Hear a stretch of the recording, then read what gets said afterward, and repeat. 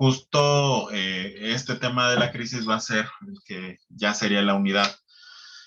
Me parece que es la unidad número 4. Les envié el textito de este Paul Matic, marxista también, muy importante, y justamente le da un análisis a la interpretación de la crisis desde Marx.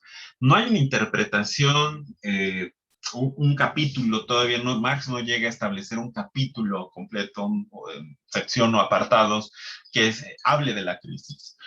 No llega, como ustedes saben, las razones, pero finalmente en todos los borradores, en todos los manuscritos y sobre todo en el tomo 1, hay siempre elementos de la crisis, ¿no? Porque la crisis está presente, es muy compleja, se va en cada momento en que el capital hace algo, hay la posibilidad de una crisis, ¿no? Entonces es mucho más complejo el análisis de la crisis. Hay un librito que hace Julio López no,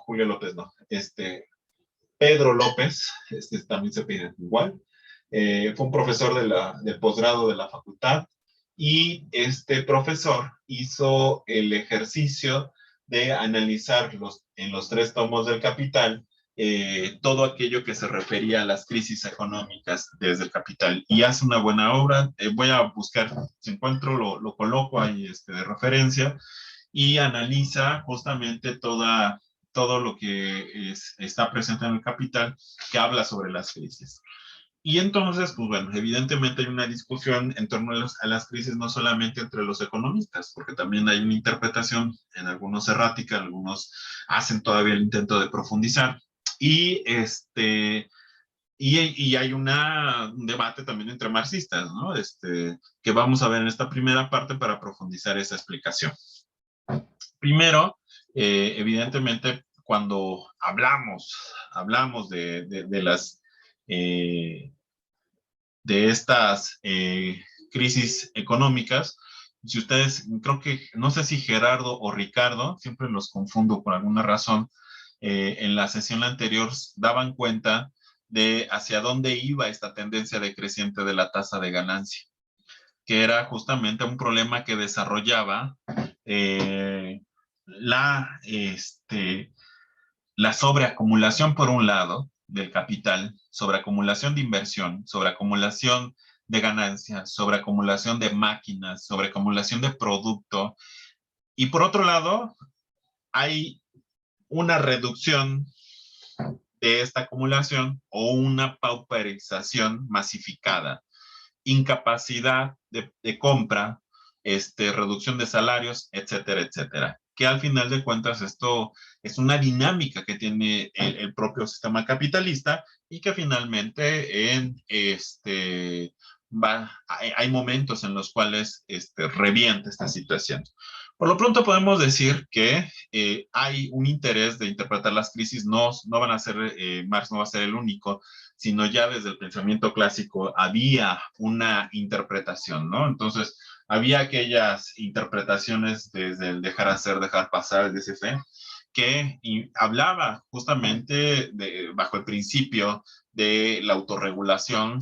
Decían, bueno, las crisis son esos desajustes que existen en la economía, esos desequilibrios, pero al final de cuentas el capitalismo va a ser capaz de reproducirse a sí mismo automáticamente y recuperarse de esos baches de las crisis.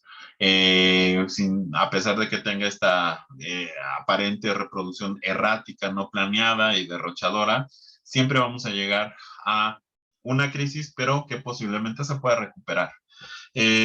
Y también había algunas explicaciones que daban cuenta de las crisis que justamente estas crisis era la incapacidad de consumo, se veía muchísimo en los mercados, que esta incapacidad de consumo y esta incapacidad de consumo va a generar este subconsumo y aquí el punto es que el capitalismo va a ser incapaz de ampliarse y evidentemente aquí de la visión de la tendencia decreciente de la tasa de ganancia, hablamos que a pesar de que el capitalismo tiene una capacidad de autoexpandirse, el proceso de expansión lo único que hace es ahondar constantemente estas contradicciones hasta estallar en la crisis, como lo vamos a ver estos mecanismos contrarrestantes salvan a la caída de la tasa de ganancia, salvan la situación de crisis que se está viviendo, pero generan otra inevitablemente, ¿no? Un ejemplo de ello es que de rescate del Estado al sistema financiero en 2008 y 2012, como consecuencia de ello tenemos una crisis que una de las características es que tiene una deuda tremenda y atroz en todo el mundo.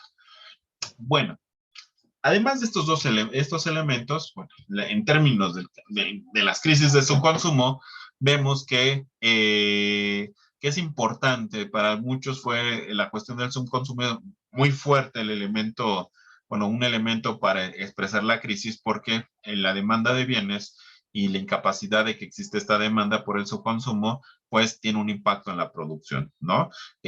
También en el caso de Sismondi analizaba esta distribución del ingreso para que finalmente pudiera presionar a la demanda.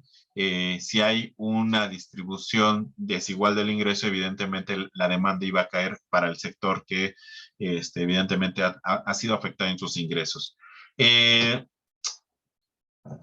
¿Qué podemos decir? Bueno, además de estas visiones clásicas de la crisis, hay otras que a final de cuentas no, no, no, no hacían casos. Bueno, menciona las anteriores porque las anteriores dicen, pues no va a haber problema, eh, porque finalmente hay una situación que va a ser muy ventajosa para la economía capitalista, sobre todo en esta etapa del sistema financiero. Eh, el sistema financiero va a ser más legítimo que el productivo por todo lo que comentamos hace ratito, pero además va a tener un elemento en donde se ve un fetiche, ¿no? Y ese fetiche en donde se puede obtener mayor rentabilidad o mayor beneficio en la medida en que existe un mayor riesgo. Es decir, que en momentos en donde posiblemente el beneficio sea mayor, sea también el riesgo mayor.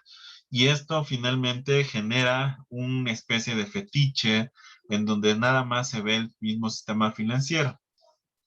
Esta fue un elemento después de los años 70, es muy dominante, ¿no? Bueno, la dinámica del sistema capitalismo, en particular el sistema financiero, se va a mover sobre todo incrementando beneficios, pero también en la medida en que incrementa, también se incrementa el riesgo y pueden ocurrir algunas crisis o perturbaciones, pero al final de cuentas seguimos justamente en dos sentidos. Uno, en que un sector va a asumir ese riesgo cuando ese riesgo sea impagable o ya se vuelve un problema y una crisis. Y por el otro lado, pues bueno, va a haber siempre una innovación científica, perdón, una innovación financiera que pueda generar nuevos productos que puedan ser atractivos y puedan mantener esta situación de beneficio con alto riesgo. En fin, son algunas de las interpretaciones que se daban desde digamos, el pensamiento dominante previo a la crisis del 2008. Entonces, no había entonces una posibilidad de crisis. Y nosotros hacemos un paréntesis, porque luego a veces es muy rimbombante el sistema financiero y algunos profes del área dicen, no, nosotros nos cosemos aparte porque somos más que dioses. En fin, una de las grandes innovaciones, dice innovaciones, justamente en la década de los 90 hasta el 2000, 2010 y la crisis anterior, y también se está desarrollando, es justamente el esquema Ponzi, ¿no? Es un sistema justamente que se basa en la pirámide, esta pirámide fraudulenta, en donde hay el que está en la punta de la pirámide justamente recauda o concentra finalmente las aportaciones que hacen el conjunto de personajes que están acá abajo, ¿no? Un ejemplo que acá tenemos es que ustedes han escuchado hablar de las pirámides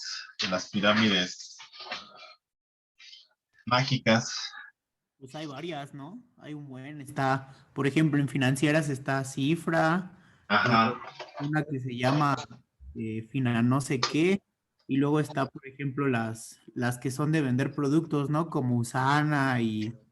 Y me parece que Royal, no sé qué, ¿no? También es parte de. Sí, así es, Ricardo.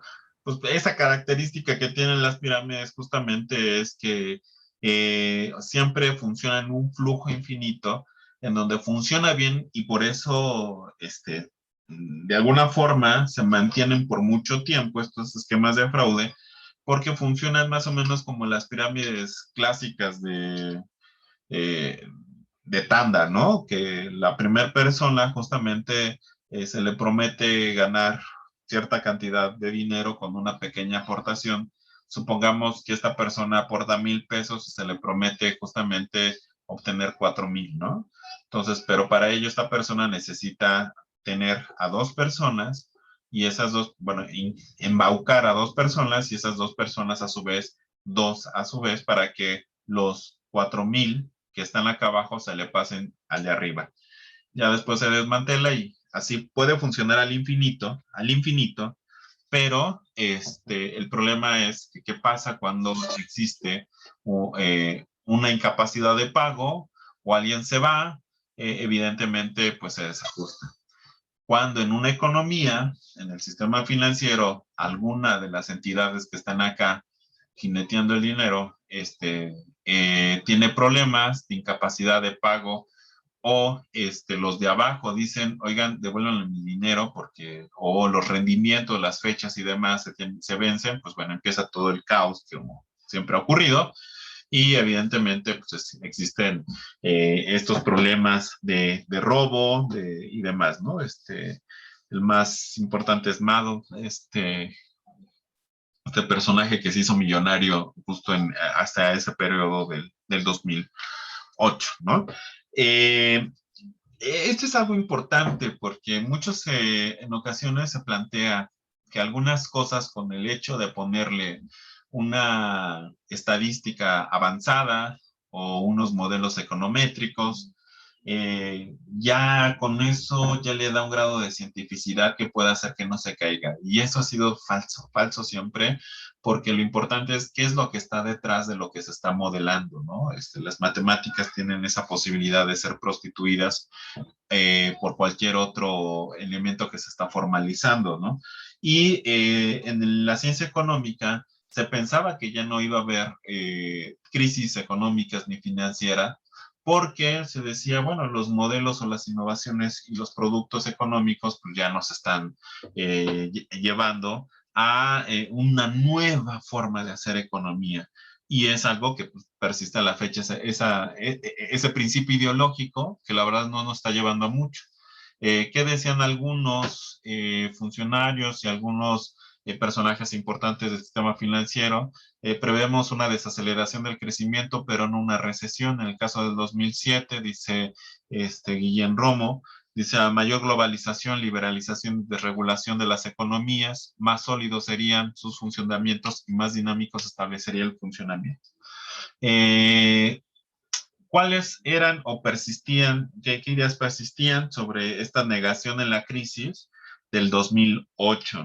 En el caso de esta crisis, pues evidentemente persistía la idea que vemos que está desde los clásicos antes de Marx, que hay una capacidad autocorrectiva del mercado, más allá de la mano invisible, el mercado siempre se va a corregir. Hay una ley de SEI que la oferta genera su propia demanda, siempre se llega al equilibrio de mercado y en un nuevo mundo, el mundo de la economía global capitalista, que es inmensamente más flexible, resistente, abierto, correctivo y rápidamente cambiante de lo que era hace un cuarto de siglo, dice Grispan, llevaba incluso a postular que el redescubrimiento del poder del capitalismo de mercado había conducido a la creación de instituciones que ahora anónimamente guían una cada vez más creciente participación de las actividades humanas, una intervención de la mano invisible de Adam Smith. O sea, ¿cuál es la intención de plantear esta situación? En el tema de la crisis, justo como al igual que en la crisis del 2008, siempre las cuestiones ideológicas terminan dominando en el ambiente del pensamiento económico, ¿no? Ocurrió como lo describe Guillén Romo así. Vemos que hay interpretaciones sobre la crisis, algo erráticas incluso antes de Marx, y también vemos que persisten algunas de ellas, ¿no? Alejandro Nadal va a escribir una carta, bueno, va a hacer reseña de una carta que escribe la reina de Inglaterra a la London School of Economics, que es, ustedes saben, una de las más importantes escuelas de economía a nivel mundial, y cuestionándoles y diciéndoles ustedes que saben de estos modelitos y demás matemáticos que predicen el futuro, ¿por qué no previeron la crisis? Y Nadal dice que la respuesta fue peor, lo mejor era quedarse callado. Y decían estos economistas de la London School of Economics que el problema fue una falta de visión. Más que una falta de visión, es que si nos damos cuenta, no hay una interpretación, no hay un cambio de visión de la interpretación de la crisis desde hace siglos en el pensamiento ortodoxo. En ocasiones he escuchado decir a alumnos que ¿por qué revisamos a Marx si es del siglo XIX? Pues algunos decimos, bueno, así las cosas, pues ¿por qué revisamos a otros autores que son más viejos? Pero sobre todo, ¿por qué mantenemos como sagrado algunos elementos como la ley de C y el equilibrio de mercado que vemos que no nos permiten interpretar la crisis? Por otro lado, vemos que en la crisis del 2008 y también en esta crisis, hay una situación de que en términos de límites de la política, una cuestión de regulación de los precios de los activos, sí se debería de poner. Después de la crisis del 2008, pues bueno, las políticas que se pretendían imponer era justamente de regular el sistema financiero con las basileas.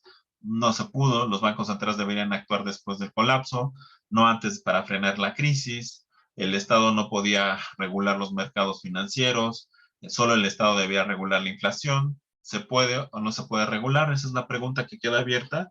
Y más bien la pregunta de fondo, ¿realmente se está atacando los problemas de las crisis desde los mercados financieros? Y bueno, aquí, bueno, desde la ortodoxia pues, estaban peor. Algunos decían que el problema de central de la prevención de la depresión había sido resuelto, lo cual fue falso. Bueno, esta parte me la salto. ¿Qué pasa? Vemos hacia del 60 hacia 2012, hay una situación eh, que está siendo un poquito lenta en términos de la dinámica de crecimiento de la economía, en el caso del Producto Interno Bruto, a pesar que en términos absolutos se está incrementando la producción. Que en este debate vemos entonces, acabamos de ver justo estas interpretaciones desde la ortodoxia, en términos muy generales, con la intención de ver, bueno, ¿y ahora qué se dice desde la crítica a la economía política? Desde la crítica a la economía política no hubo consenso después, digamos, en la última parte final de la mitad del siglo XX y sobre todo 60, 70, pues un poquito menos. Baran y Sweezy habían sostenido que el capitalismo en ese momento, en la década de los 60, la ley de la tendencia descendente de la tasa de ganancia dejaba de operar. ¿Qué pasaba? Después de la Segunda Guerra Mundial y después de ese periodo y de las crisis, la tasa de ganancia se incrementó. Se incrementó, y por lo tanto,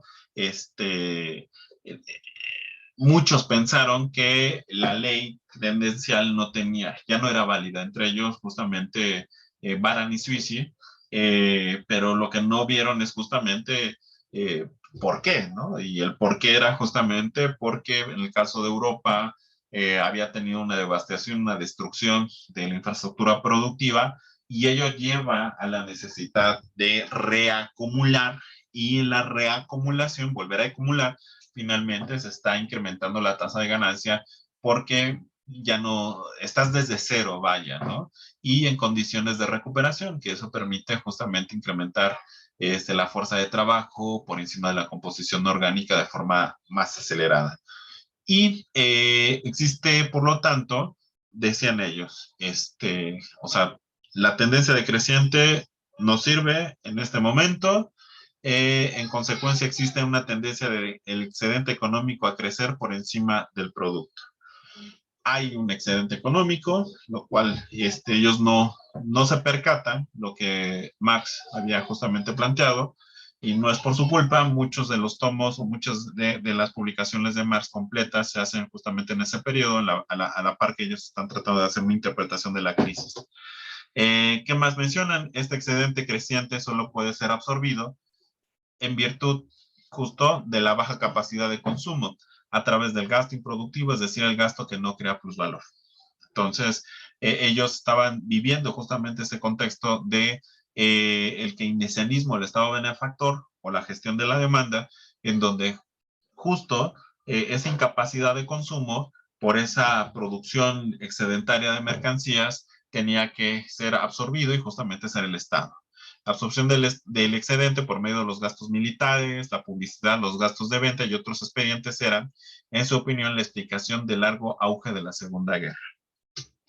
Sin embargo, argumentaban que cuando más crecía el excedente económico respecto a la producción, más agudos serían los problemas de absorción. Tarde o temprano, esos excedentes serían incapaces de resolver los problemas de realización.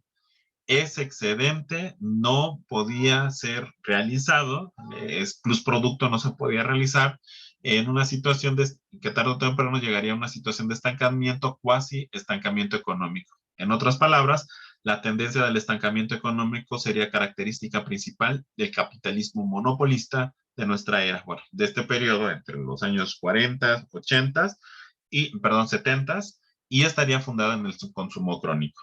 Que dice lo que plantean justamente acá, hay una tasa de ganancia que está incrementándose, pero ese incremento justamente genera una producción excedentaria que a la par funciona con una población justamente incapacitada para consumir.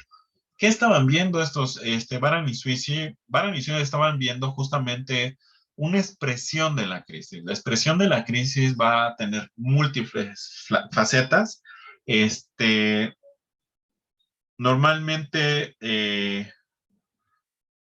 o sea, el sector o área económica donde estalla la crisis no es el que causa la crisis. ¿Sí me explico?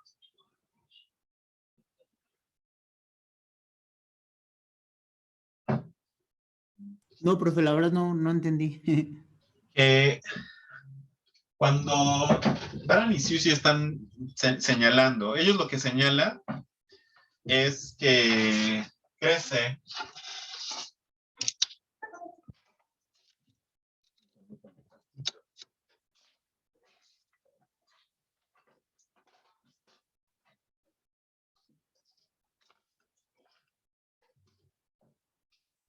el...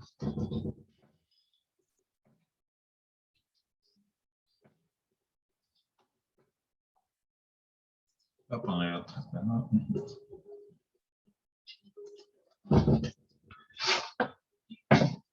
Dicen ellos, la tasa de ganancia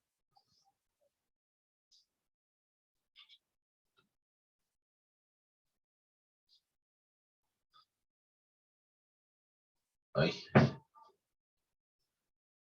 voy a ponerla acá arriba, man.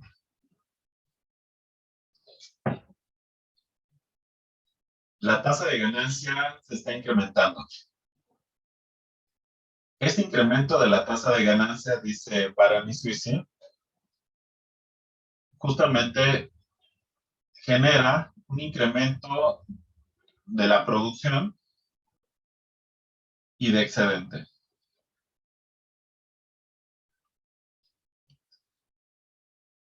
Entonces, primero negamos la idea de la tasa de ganancia, la caída, y más bien vemos que la crisis se va a desarrollar justamente por un incremento del producto y del excedente producido, que se va a enfrentar a una incapacidad de consumo por los bajos salarios, ¿sí? Entonces, vemos que al final de cuentas es una crisis por un incremento de excedente versus bajo salario que va a generar un subconsumo. Esto es la causa, dicen estos personajes, de la crisis. El Estado entra justo para paliar este subconsumo mediante el gasto. Donde el gasto en sectores no productivos, como los militares y demás. Y esto genera un incremento del ingreso que va a incrementar la demanda y poder apalear este problema de subconsumo. ¿Sí me explico? ¿Qué es lo que se está planteando o cuál es la crítica? Ah, bueno, es que el consumo no es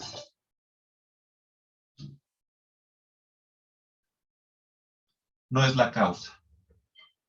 Y además, sí hay un elemento de caída de la tasa de ganancia. Lo que ellos están viendo es justamente la crisis se presenta como una especie de iceberg en donde se ve dónde estalla la crisis,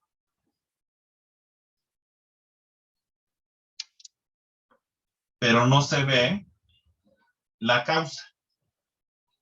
El dónde estalla y la causa no son lo mismo. ¿Sí me explico?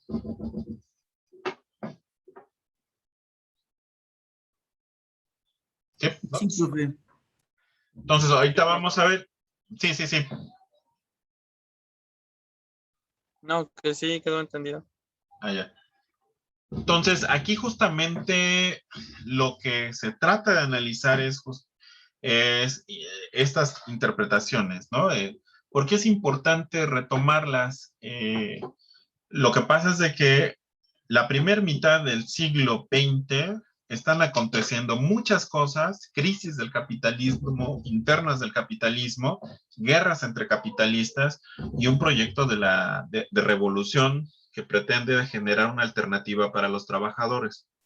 Entonces, el ver la crisis y estudiar la crisis nos genera, o generaba en ese momento más bien, la posibilidad de dar alternativas en la lucha que se estaba llevando a cabo por parte de todo el movimiento obrero. Entonces, justamente en ese contexto, algunos van a decir, chin, pero es que pues, el movimiento obrero tiene que ajustarse a estas nuevas condiciones. Y Baran y Suisi planteaba las suyas, decían, pues bueno, no es que la tasa o se vaya a caer el sistema capitalista, como dice Grossman, porque vemos una tasa de ganancia que indica que el capitalismo está viviendo súper chingón y que más bien hay problemas de desajuste con los salarios. Ahí por eso se debe la crisis. Y justamente las críticas que va a tener Baran y Suisi va a ser retomando los elementos de Marx que vamos a ver más adelantito de cómo se desarrolla la crisis.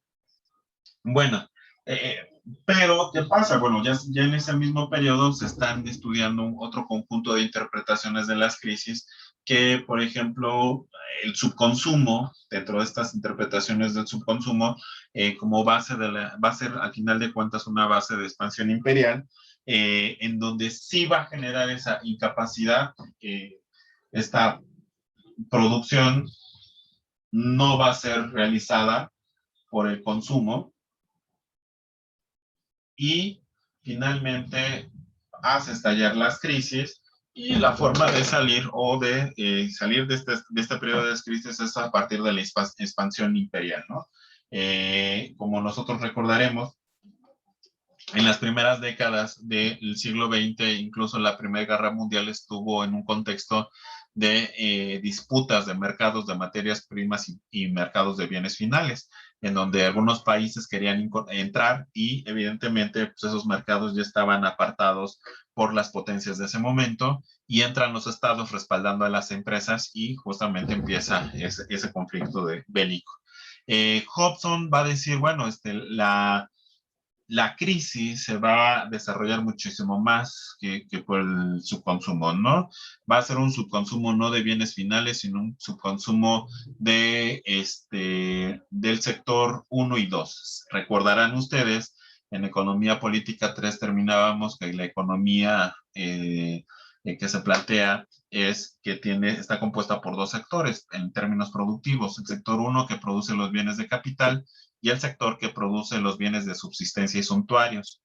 Entonces, la interpretación de Hobson dice que el sector 1, como está subordinada a la demanda que tenga el sector 2, si el sector 2 ahorra, deja de demandar bienes de capital que producen el sector 1, que se producen en el sector 1. ¿Y qué pasa?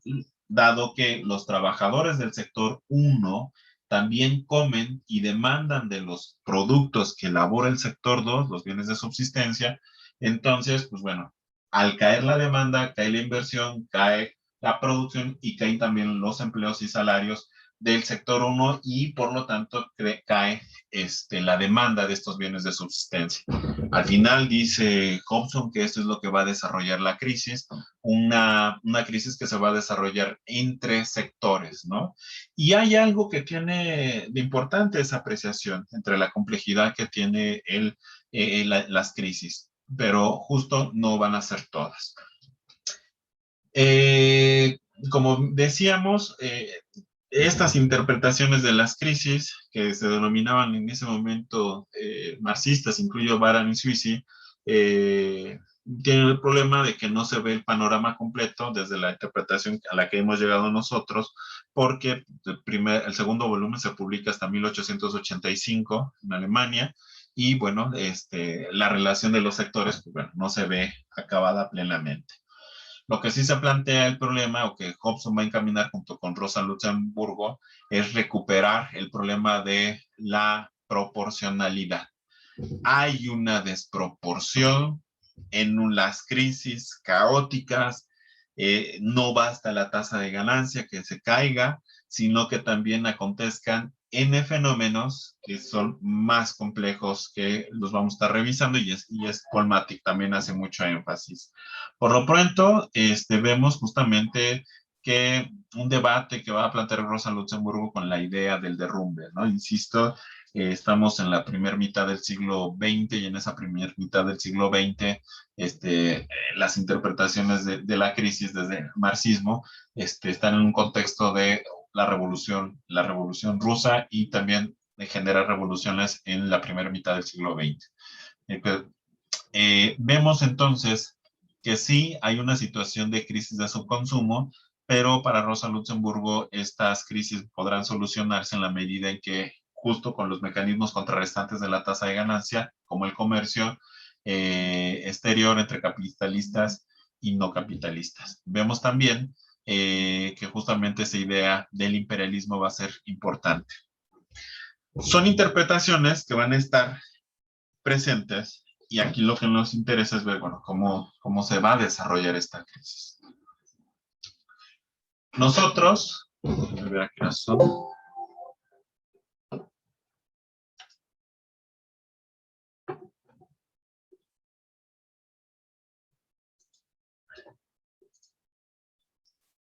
Hemos estado analizando justo que la dinámica de la tasa de ganancia en términos históricos siempre va a tender justamente a una caída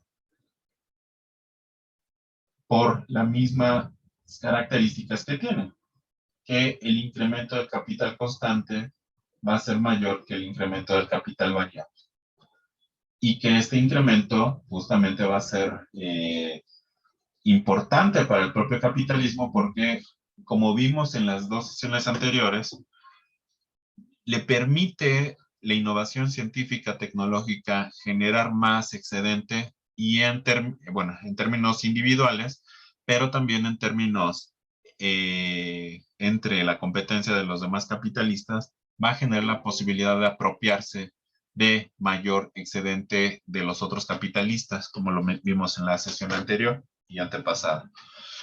Esta dinámica va a ser finalmente la que va a estar presente en las caídas de esta misma tasa de ganancia. ¿Qué va a pasar? Que en los mecanismos contrarrestantes para paliar esta tasa de ganancia, ¿sí?, se van a agudizar los elementos que van a estallar en la crisis. ¿Cuáles son? Lo que nosotros hemos visto ahorita, que los mecanismos contrarrestantes como la elevación del grado de explotación, reducción del salario por debajo de su valor, abaratamiento del capital, a reducción de la sobreexplotación relativa, de sobrepoblación relativa, comercio exterior y aumento del capital ordinario, al final de cuentas terminan afectando, si bien se hacen para incrementar la masa de plusvalor o el excedente,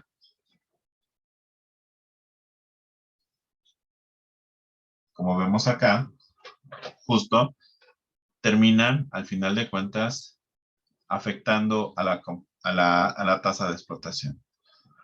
¿En qué recae entonces? Todos estos mecanismos contrarrestantes en su mayoría afectan a la explotación de la fuerza de trabajo y a la generación de este ejército industrial de reserva.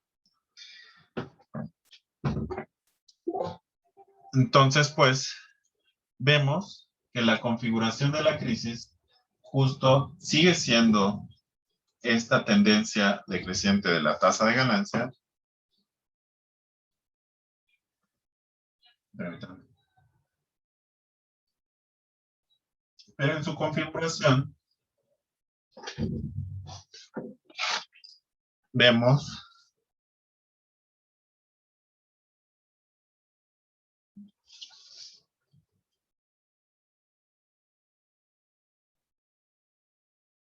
perdón.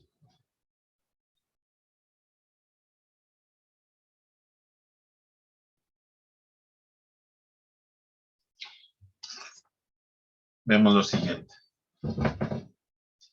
Vemos en esta dinámica que se está desarrollando en la tasa de ganancia,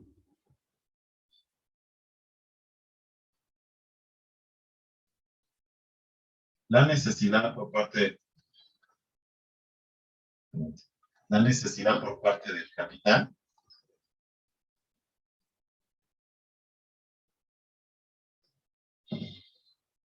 de incrementar el plusvalor. ¿Sí? Vemos que en gran medida este incremento de plusvalor se debe a un incremento del trabajo vivo sobre el trabajo muerto. Pero este es en el caso para obtener plusvalor. Producido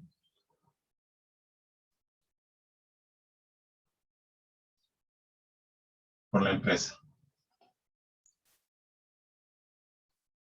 Y por otro lado, vemos que en esa misma dinámica necesita, al final de cuentas, mantener ese incremento de producción de plusvalor, aunque no sea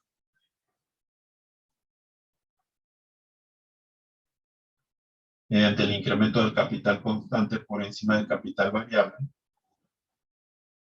para apropiarse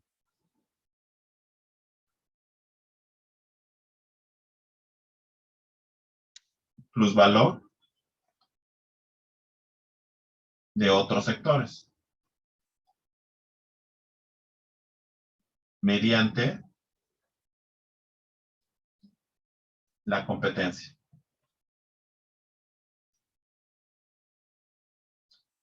Entonces, de estos dos elementos, tenemos pues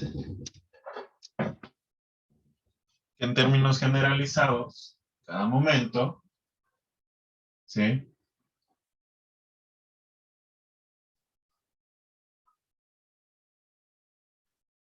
Perdón.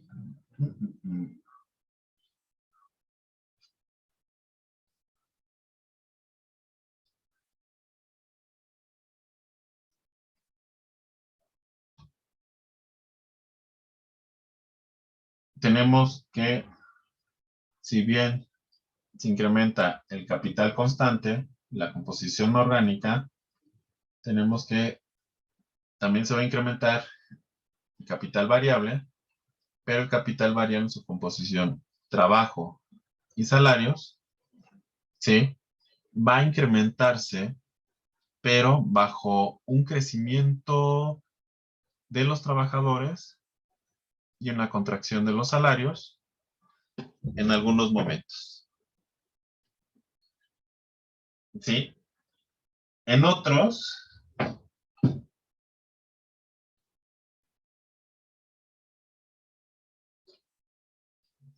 se va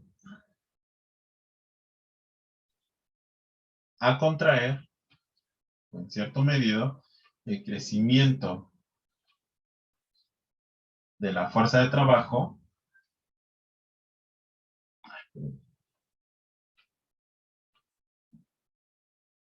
va a ser menor.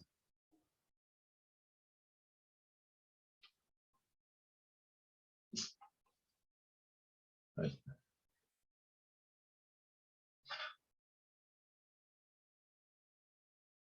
Se va para arriba, ¿eh? Va a ser mayor al capital constante. ¿Qué genera esto? Pues bueno, entonces, hay una contracción en los dos casos, ¿sí? De los salarios. O sea, este sí es un elemento importante. Porque, como diría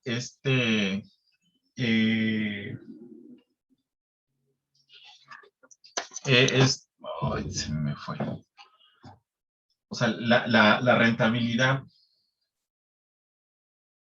los ingresos,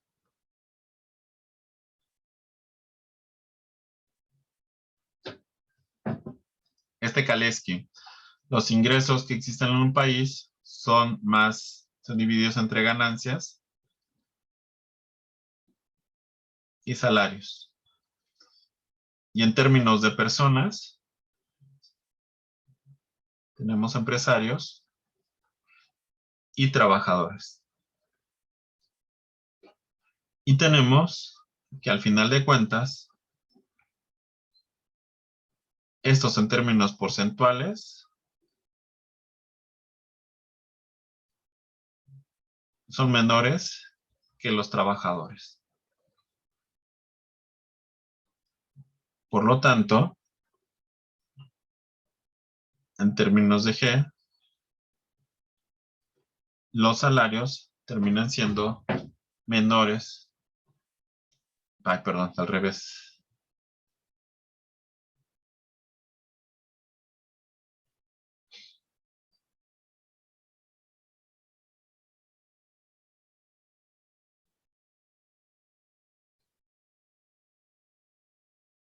Las ganancias terminan siendo mayores que los salarios.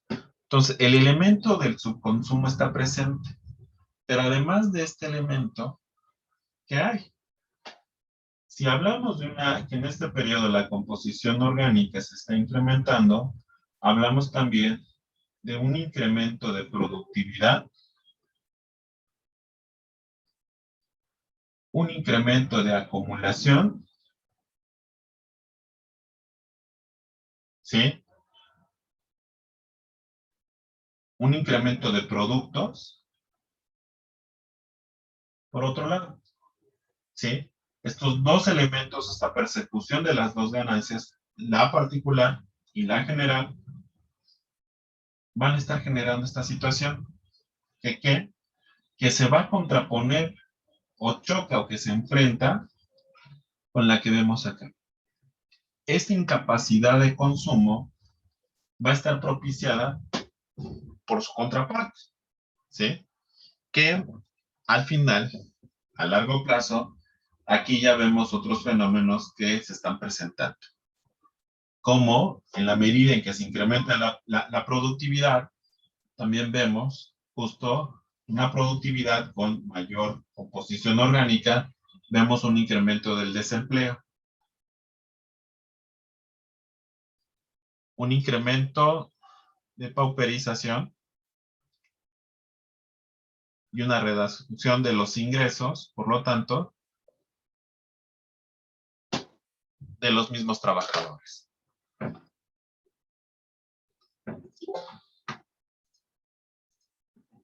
Sí, ay, güey, ¿por qué no me dicen que ya son las 8?